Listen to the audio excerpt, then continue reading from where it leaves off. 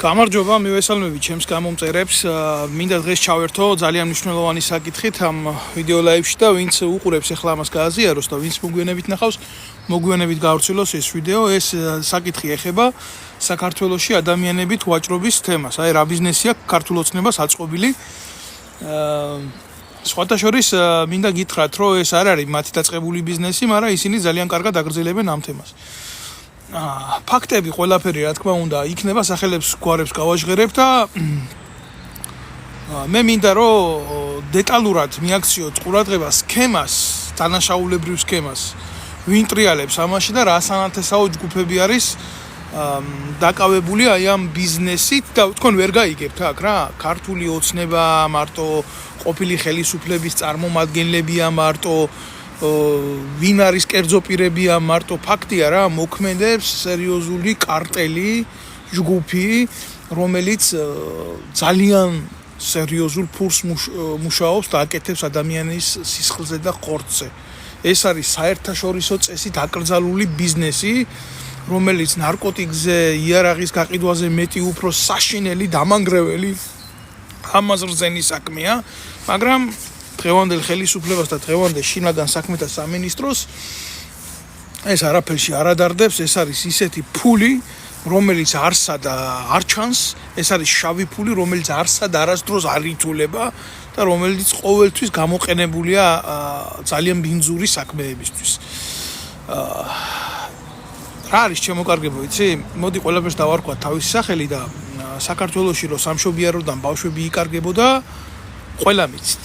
მაგრამ ეს არ არის სისტემა, რომელსაც მე მინდა დღეს შევეხო.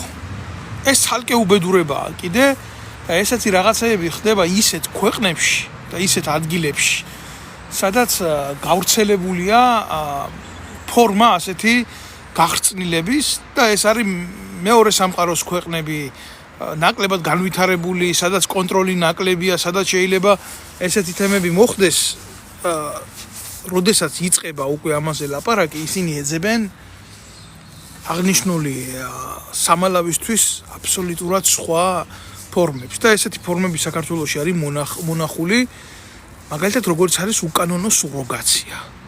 ადამიანის ჩასახვა, ხელოვნური განაყოფიერება, ბინძური საქმე არის რა.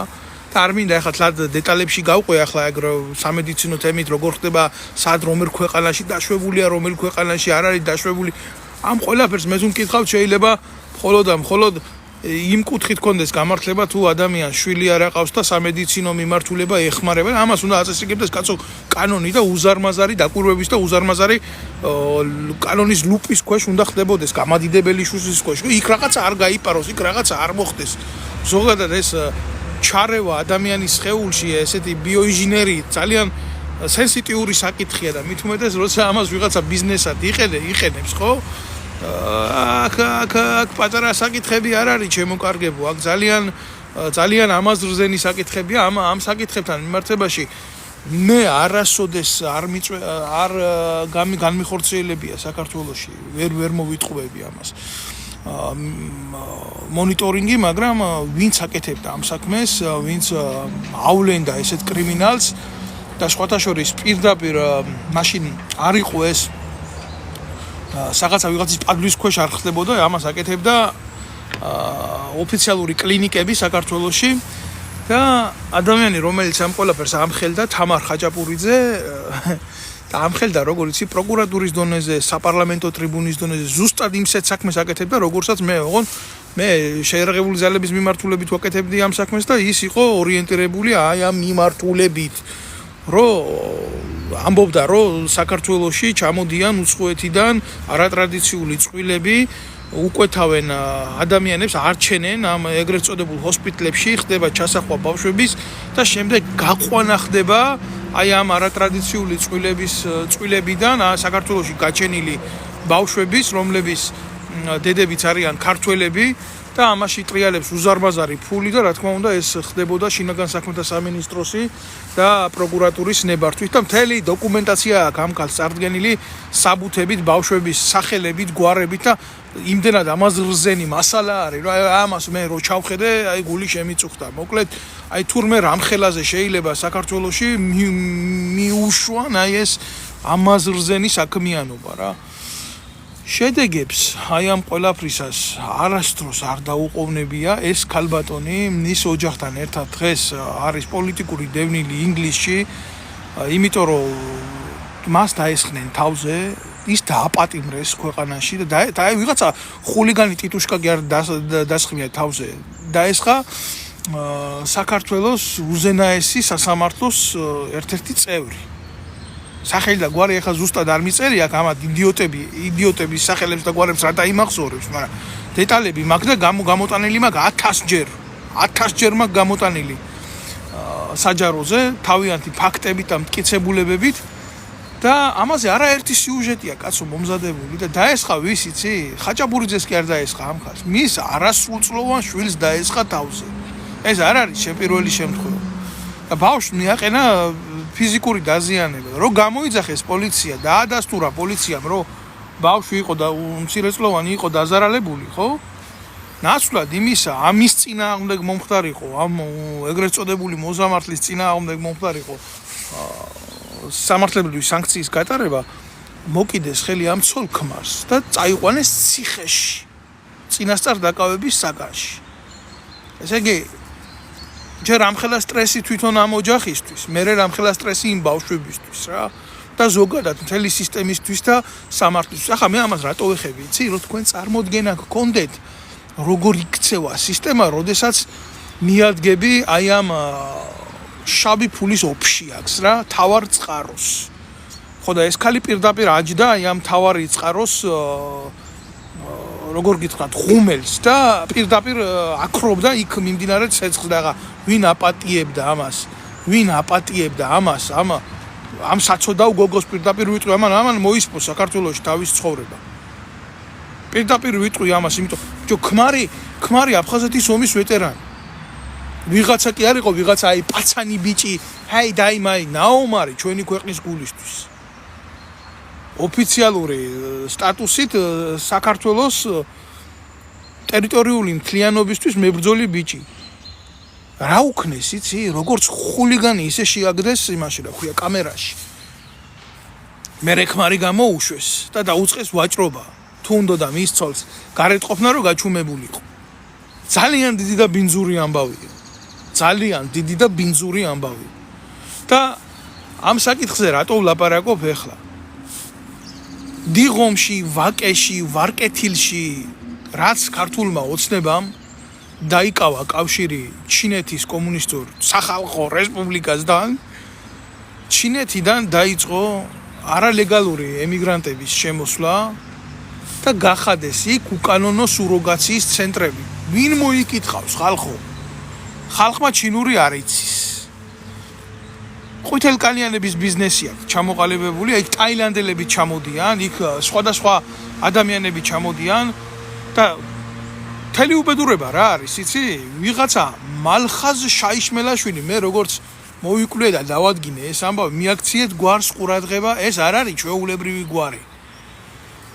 ეს არის ეგრეთ წოდებული მამა მიქაელის ტყავში შემზრვალი ყანდური ნაბიჭვარი, რომელსაც აქვს თავისი სასახლე მიქირავებული ამ გაუკუღმართებულ ადამიანებზე, რომლებიც ეწევიან უკანონო ჩასახვის საკითხს, ჯერ რელიგია საპატრიარქოს მიუმართავ, თქვენ ზაღლის შვილებო, თქვენ სატანის ლეკვებო, თქვენ მამა არღნიანებო, რა ვიცი რა ფერ შეგურაცხოთ, ნეტავი არსებობდეს რამე, ჩემ ლექსიკაში კი არა, ზოგადად დედამიწაზე არსებობდეს ისეთი შეურაცხყოფელი სიტყვა, რომ თქვენ შეიძლება მოგაყენოთ. რელიგია და მართლმადიდებლური სამყარო ზოგადად უარყოფს ადამიანის სხეულში ჩარევის გზით სიცოცხლის მოვლინებას. და თქვენ არ იცით, ბიჭო, სახლს ვიზი აქირავებთ? თქვენ ამნაირი მიამიტები ხარ, თქვენ კიტოვანის და თქვენ თენგიზ სიგუას და თქვენ ჯაბა იოსელიანის გმირად გამსახებელო ნაბიჭურებ, ყველას ეხება, ეგ ვინც ახართ, მაგ თქვენი დედა მოვთხარ და აბსოლუტურად დაუზოგავად იმავშვები, რა ქვია, გეუბნებით ყველას. დიდიან პატარიანად, ვინც ახართ ასეთ საქმეებში გარეული. უი თქვენი დედა შევეცი. და თქვენ არიცით ვის აკირავებთ თქვენ ბინძურ ქონებას ჯერ ბიჭო ხო სასახლეები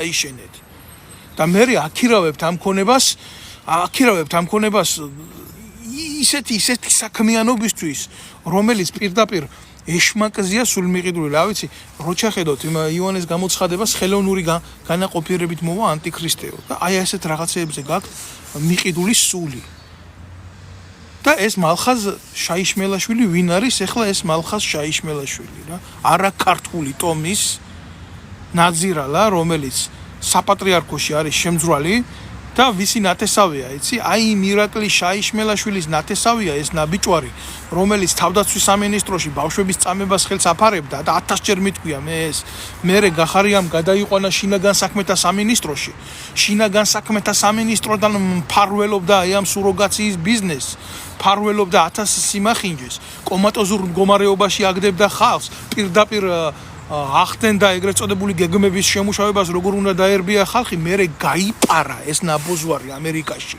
და იქედან მორალს კითხულობს თუ რა მაგარი ბიჭია და ამ დედამოწყნულს მფარველი ყავდა თავდაცვის სამინისტროში ვიღაცა ირაკლი შაიშმელაშვილი ესენი ნაბოზვარი ურიები და როგორი ნაძირლები იცი რომლებმაც ირანულ დაზვერვას სამედიცინო უნივერსიტეტთან დააწვევიეს ისრაელის დროშა და ფული აქვს თამაში აღებული. არც ის ტომი არ უყვართ საიდანაც მოდიან ეს ნაბიჭვრები, ესენი ყველაფერზე სულის გამყიდველები. აი რანაირი ხალხის ხელში ტრიალებს საქართველოს და ქვეყნის უსაფრთხოება. და ეს პროცესები როცა მიდის არასწორად და ნაყოფი ასრულებს თავის პროცესს, ადამიანის სიცოცხლეზე მაქვს, კაცო რა ფორმითაც არ უნდა იყოს საუბარი რა.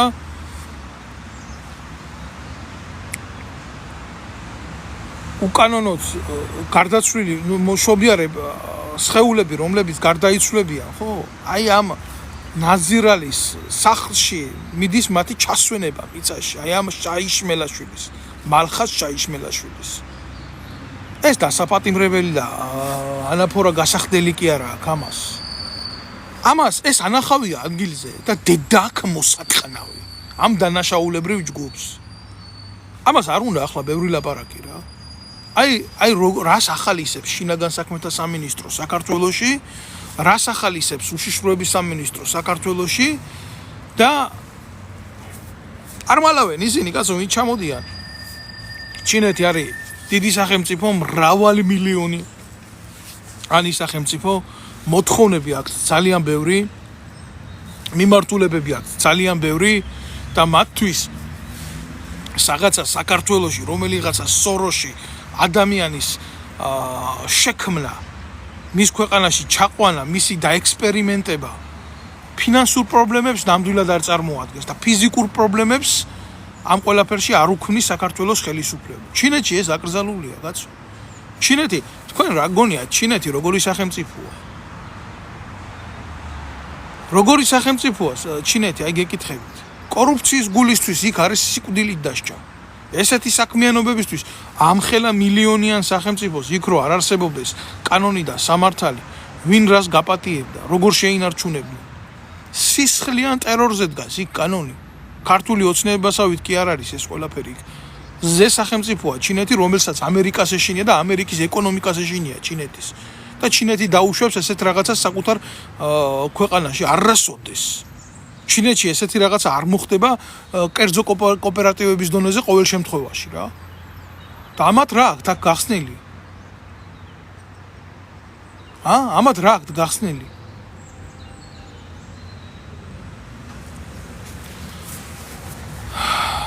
რა ვიცი.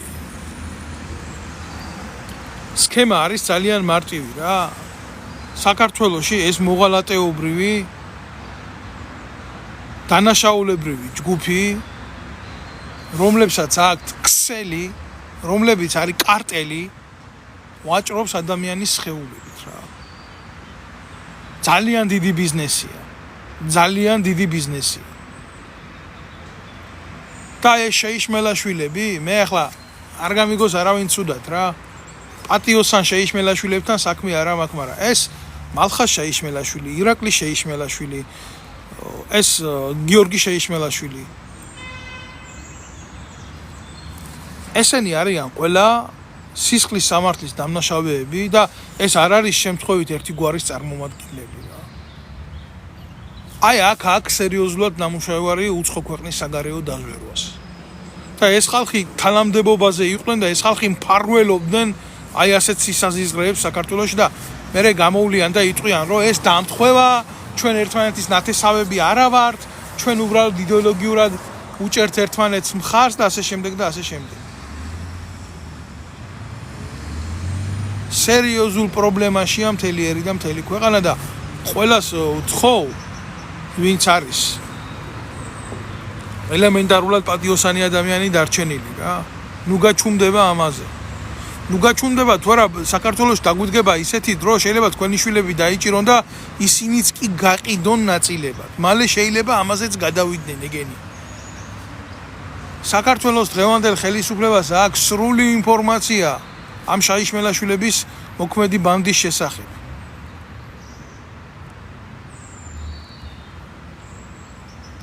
ეს არის მთელი უბედურება. ამიტომ ყველას გთხოვთ, მიაქციეთ ამას ყურადღება. რომ საქართველოს გენერალური პროკურატურა არის თანამონაწილე ამ დანაშაულის. შინაგან საქმეთა სამინისტროსთან ერთად. და ფულის გაყოფა, აი ამ ბინძური ფულის გაყოფა მიდის მინისტრებისა და მინისტრების მოადგილეებს შორის. და ამგენის კიდე წილი მიდით პოლიტიკურ ორგანოებს ცალკე პარლამენტში და ცალკე უშიშროების სამინისტროში. აი ეს ტროიკაა შექმნილი. ნარკოტიკმა სულ დაასირა ხალხი შემოკარგო. ეს არ არის მარტო ნარკოდანაშაულის საქმე, ეს არ არის ნარკოდანაშაულის საქმე, ესაა უარესი ბიზნესი. ეს არის უარესი ბიზნესი. ადამიანის სხეულებით ვაჭრობის ბიზნესია, ადამიანის სულებით ვაჭრობის ბიზნესია. წარმოუდგენელია, რომ კანონი ამ ყველაფერს ძალიან სასტიკად არ სჭიდეს რა. ამ ყველაფერზე ბევრი ვერ ილაპარაკებს. ეს არის ინტერნაციონალური კარტელი. აი ეგ მარტო საქართველოს ხელისუფლება ამ ყველაფერში არ არის, რა თქმა უნდა, გარეული. ჩინეთის მიმართულებით ვიღაცა რო არ იყოს იქედან აი ამ ხაზში და ვიღაცა ამაში ფულს რო არ იღებდეს, აი ამ ხელა მომარაგება, აი ამ ბიზნესს ადამიანის ხორცით არ ექნებოდა რა. ვინ შემოდის ქვეყანაში, ვინ გადის, ვინ რას აკეთებს? წარმოდგენა აქვს საერთოდ ვინმე ეს. ვისაძლევენ ცხოვრების უფლებას. და მერე ვიღაცას უკვირს, რომ თავგასული ვიღაცა უცხოელი იქ ჯვრის მონასტერს დააზიანებს და რაღაცა. სხვადასხვა საპატრიარქოს არანაირი რეაქცია ამ ყველაფერზე არ აქვს. აბა შეეხე საპატრიარქოს 25 მილიონს რამდენი დამცველი გამოუხტება, იქეთ ჩოხოსანი გამოხტება, იქეთ კაბოსანი გამოხტება, იქეთ ბიკინოსანი გამოხტება, იქეთ წვეროსანი გამოხტება. საქართველოს საპატრიარქო არის ერთ-ერთი ბენეფიციარი აი ამ ბიზნესიდან ფულის მიღების. გაჩუმდით ახლა და იყავით ჩუმად. და თქვით, უარყავით, რომ ეს ყველაფერი ასე არ არის. აგერ საპატრიარქოს პრესამსახურის უფროს მთავარ კარდინალს ჯაღმაიძეს მისი შვილის სახელზე აქვს გადაფორმებული საქართველოს საპატრიარქოს ქონება და კონსორციუმები აქვს გაკეთებული და იმ კონსორციუმებს ესეთი სახელები აქვს ბუნაგი. თქვენ მარტო გონიათ, რომ ეს არის შემთხვევითი დამთხევა, რომ ბუნაგი ქვია ჯაღმაიძის შვილის კონსორციუმს. ეს არის რიტუალური აქტები. ისინი არ ემსახურებიან ზოგადად ღმერთს. მე დიდი ეჭვი მაქვს, რომ ისინი ღმერთს ემსახურებიან. ისინი ემსახურებიან სხვა ძალას, სხვა რელიგიურ კულტს. და არ არის ეს მართლმადიდებლობა. ესენი არიან ძალიან საშიში ორგანიზმები, რომლებსაც პირდაპირ სული აქვთ მიყიდული ეშმაკზე.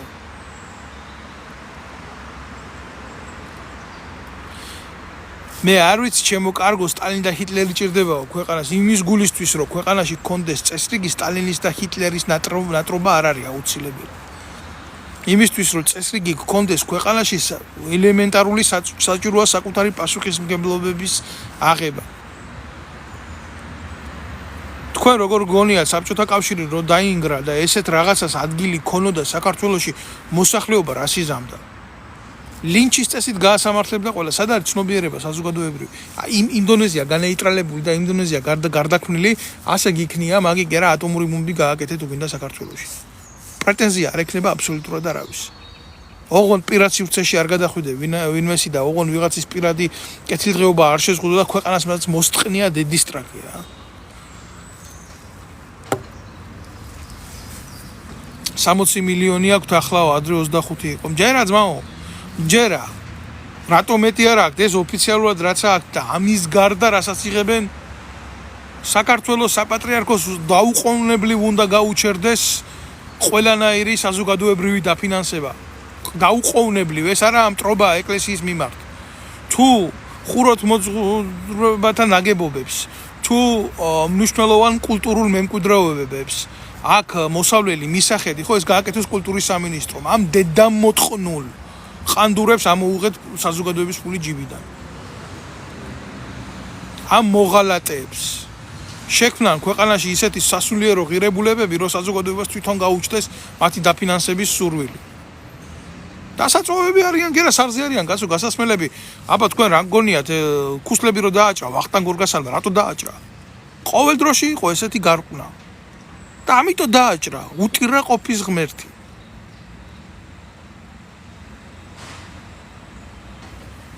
ჩემო კარგო ახლა მე ზელენსკიზე არ ვლაპარაკობ აქ ზელენსკის ამბებს ზელენსკი მიხედოს მის ქვეყანას და მისმა ხალხმა მიხედოს იმ ზელენსკის რა ნაკლებად მაინტერესებს აგერ ჩვენ გვექცევა ჩვენ აგვაქვს ქვეყანაში მშვიდობის დროს ომი დამთავრდა მშვიდობის გეშინოდეთო იმას რა თქვა ბერტოლდ ბრეხტს კავკასიური ცარცისტრეში ისეთი უბედურება გჭირს ზუსტად და კაცი შვილი პატრონი არ არის ძალიან საინტერესო იქნება თვითონ ამ თამარ ხაჭაპურიძის დიალოგი ამ ყველაფერთან დაკავშირებით რა სიტყვის რა კომენტარს გააკეთებს ამ ყველაფერზე საჭიროა რომ ამ ადამიანმა ამოიღოს ხმა და იმ ემიგრაციიდან აი როგორც მე ვარ გამოვიდეს და ილაპარაკოს თვითონ ილაპარაკოს ამ ყველაფერზე იმიტომ რომ ძალიან დიდი კომპეტენცია და ძალიან დიდი ინფორმაცია აქვს ამ ყველაფერთან მიმართებაში მაგრამ ვერავის ვერ ვეტყვი ვერ დავაძალებ ამას იმიტომ რომ ეს იმხელა ბიზნესის საქმეა არ უნდა შეიძლება რისკის ქვეშ დადგეს და დააყენოს თავისი ოჯახი და მე მესმის კაცო მე მესმის მოდი ჯერ მისი ტყავი ჩაიცვი ერთი რა უსამართლოდ შედი ციხეში ტერორი განახორციელონ შენ ოჯახზე შენ ქმარზე შენ შვილებზე მცირეწლოვან ბავშვებზე ფიზიკურად შეეხონ მაგრამ საინტერესოა იმდენად ეგზისტენციალური პრობლემაა ჩვენი ქვეყნის ეს რომ ამაზე უნდა ილაპარაკოს ადამიანმა რომელსაც აქვს დეტალური ინფორმაცია ამ ყველაფრის შესახებ მე მინახია ამ ქალბატონის გამოსვლები პარლამენტში თუ ვინ იბრალებს ბიჭო საქართველოში ვაშკაცობას თქვენ იბრალებთ ვაშკაცობას თქვენი დედა მოვტყან თქვენი აბა მიდით და ერთი გაუბედეთ პროკურორს იმნარი ლაპარაკი პირში რასაც მაგ-ხალი აკეთებდა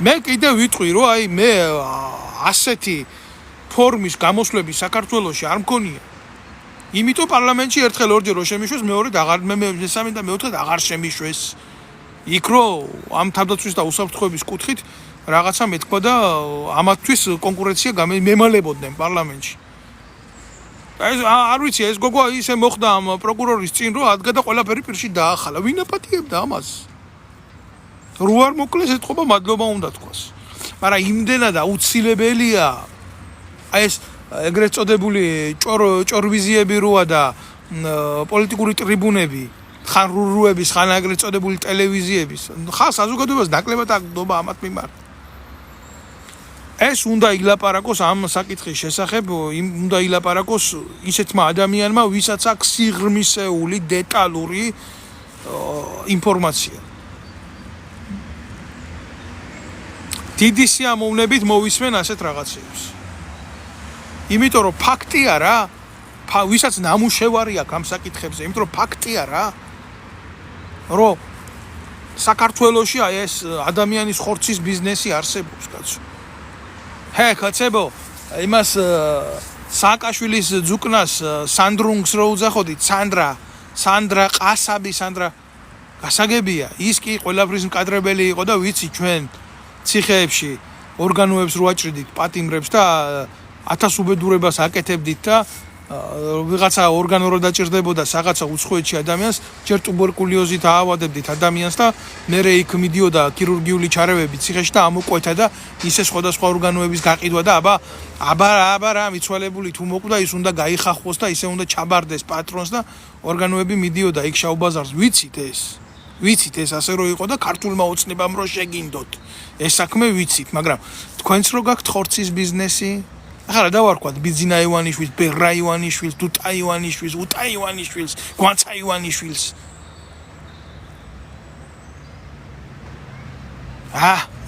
მარი მიწეს სამარცხვინო ხარო. მადლობა მარი. გენაცვალე ჯიგარო სამარცხვინო ვარ. აბა რა ასეთი რაღაცების ლაპარაკი როგორ შეიძლება სამარცხვინო ამის ლაპარაკი. არა კაცო, ამის ოღონ ამაზე არ ვილაპარაკო და ნუცა ბუზალაძის ტრაკზე რო გელაპარაკო არ გინდა? ნუცამ როგორ შეიქნია ბაყვები, გინდა მაგაზე გელაპარაკო, ერმა უნდა ილაპარაკოს ნუცა ბუზალაძეზე. ბაბი კირკიტაძეზე უნდა ილაპარაკოს ერმა. შალვარამიშვილის უაზრო დადგმებზე უნდა ილაპარაკოს, სიმართლეზე არ უნდა ილაპარაკოს. თქვენ ბიზნეს არ უნდა შევეხოთ. შავ ბიზნეს არ უნდა შევეხოთ. ბიჭო, მთელი ქვეყანა ჩადებული გაქვთ ხელში. ოქროს ყიდით ქვეყნიდან 7 ტონა ოქრო გადის წელიწადში. ისეთი პატარა ქვეყნიდან ყველაფრის ექსპორტი რო გაქვთ ქვეყანაში, იმპორტს აკეთებთ მარტო ოქროსას. ეს არ ყოფნით. ქვანახშირს ყიდით, ელექტროენერგიას ყიდით, სხვადასხვა სიკეთეებს ყიდით. ადამიანის ხორცს რო არ მიდგომოდით, თქვენ დედა ატირებულებო, ხო შეიძლებოდა რა. ხო შეიძლებოდა. 3,800,000 კაცი დარჩა საქართველოში, მეორე გვარი არის მამედოვი სიმრავლით. ადამიანის ხორცს რო არ მიდგომოდით, ხო შეიძლებოდა.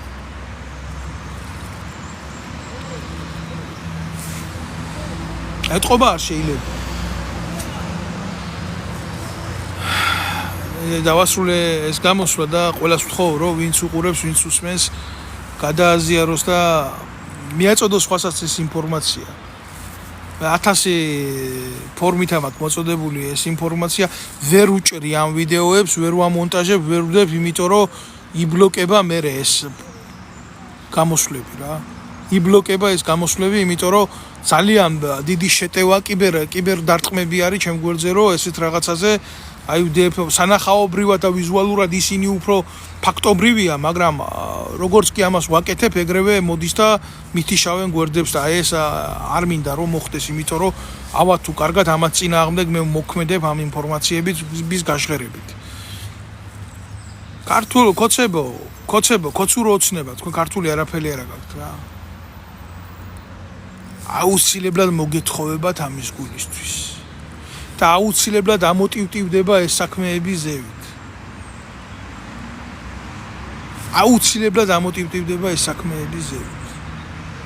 თქვენ ამას არავინ არ გაპატიებთ.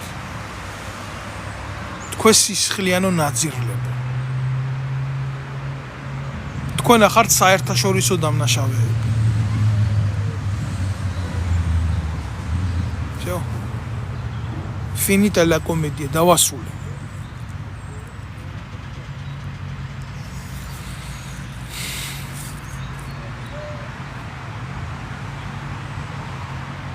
ბლოკავენ გენაცვალი, ბლოკავენო და რო ვაზიარებო ბლოკავენო. თქვენ გააზიარეთ. აუცილებლად მე მიაწოდეთ ინფორმაციას ხო. გინდა პირაჩი, გინდა იმაში.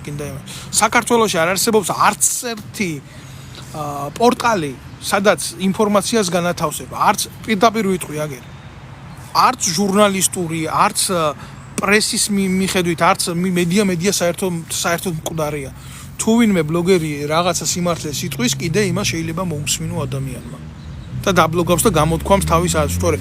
აი ამ პრესას, აკადემიური ჟურნალისტიკით რაც იბეჭდება, ყურადღება არ წაიკითხოთ, არ ჩათვალოთ. იმაში სიმართლე არ არის, იმაში არის სიმახინჯის შევრცელებული ვიღაცის ნარატივი, რომლის უკანაც დგას ფულადი ინტერესი. всё, მეტი არაფერი. თუ ამ თემას ვინმე აჟღერებს, იმიტომ კი არა რომ სიმართლის გაკეთება უნდა ტელევიზიებიდან გულისხმობ. ამ თემას აჟღერებს იმიტომ და იმ мотивაციით, რომ დაასუსტოს პროკურატურა, დაასუსტოს შინაგან საქმეთა სამინისტრო, დაარტყას დღევანდელ ხელისუფლებას, რომ მოვიდეს იქ და მაგაზე უარესი გააკეთოს თვითონ. ეგრეთ წოდებული ოპოზიციიდან. ხაზარაძე ნაკლებს გააკეთებს?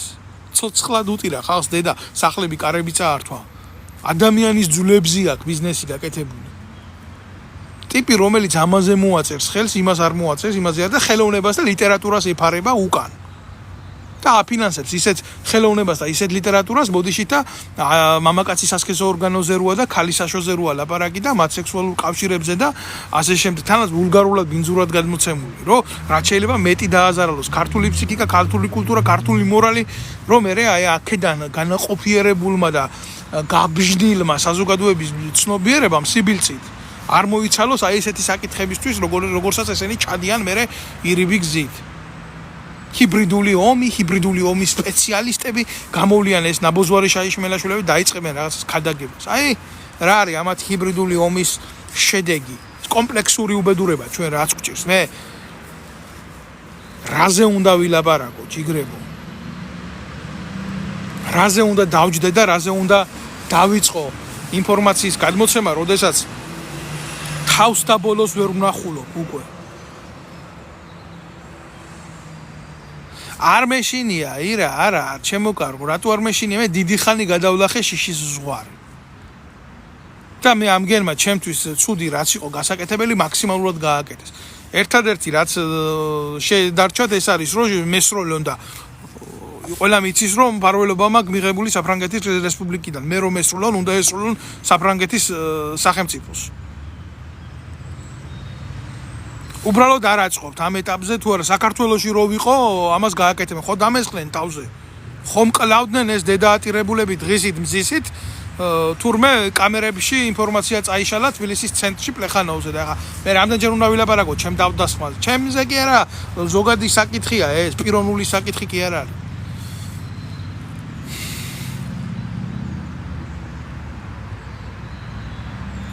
ნაცების ქცევა ვიცით, მაგრამ კოცები თუ ამ საქმეში მონაწილეობენო, ეს სიკვდილის ტოლფასია.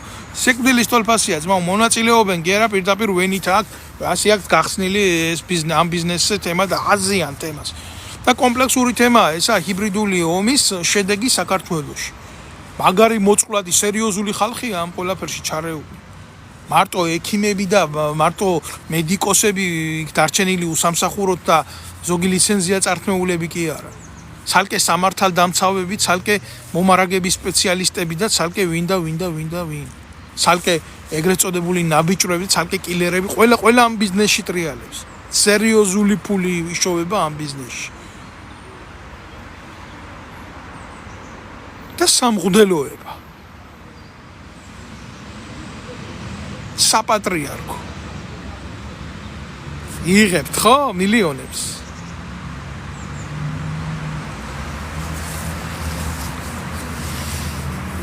ამო ჯაღმაძე და გითხარი შენს ერთ-ერთ სახში რომელიც საპატრიარქოზე გაქვს გაფორმებული იქაც ხوار ხდება ამნაირი სიკეთეები. რას ვაფინანსებთ? რას აფინანსებს? ქართველი ერი შორენა თეთრუაშვილმა გვითხრას გამოვიდეს ამ თეთრკაბიანმა ეშმაკმა ქალი რო გაზით თავზე სამღვდელოებას. აი ჩემო კარგებო, მორჩეთ ახლა ამ ყველაფერს და აუცილებლად გაავრცელეთ ეს ვიდეო ბლოგი. ეს არის აუცილებელი. ჩემი მოწოდებაა რომ ყველამ გაავრცელოს ეს ვიდეო ბლოგი. გმადლობთ.